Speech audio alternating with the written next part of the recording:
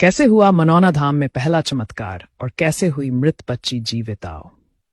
जाने दिल्ली से एक परिवार मंदिर दर्शन एवं गांव में होली पर्व मनाने आया था। उनके साथ उनकी 6 वर्ष की बच्ची थी। सुबह आरती का समय था। उस समय ज्यादा लोग नहीं थे, केवल जिस लोग जंगल में आरती के लिए आते थे। सभी आरती में सम्मिलित थे।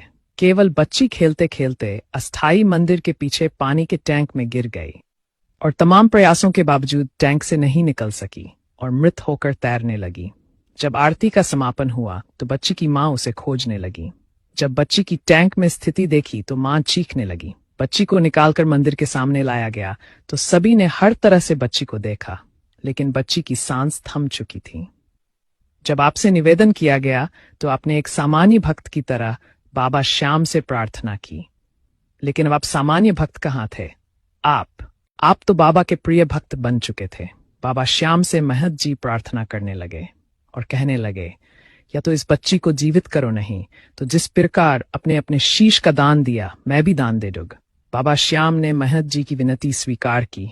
जैसे ही आपने बाबा श्याम के पवित्र जल के छींटे मारे, बच्ची में कंपन हुआ और वो रोने लगी। बच्ची के माँ और पिता से ज्यादा बाबा प्रसन्न थे, क्योंकि उनके भक्त की लाज रह गई। ईश्वरीय शक्ति तय कर चुकी थी। ओमेंद्र सिंह चौहान अब महंत ओमेंद्र महाराज जी की कल्याणकारी यात्रा पर निकल चुके थे। अब सब कुछ वही हो रहा था जो बाबा श्याम चाह रहे थे। श्री श्याम जी मंदिर मनौना धाम, एक ऐसा धाम जिसने सूक्ष्म समय में देश दुनिया को अपनी आभा से सुशोभित किया है।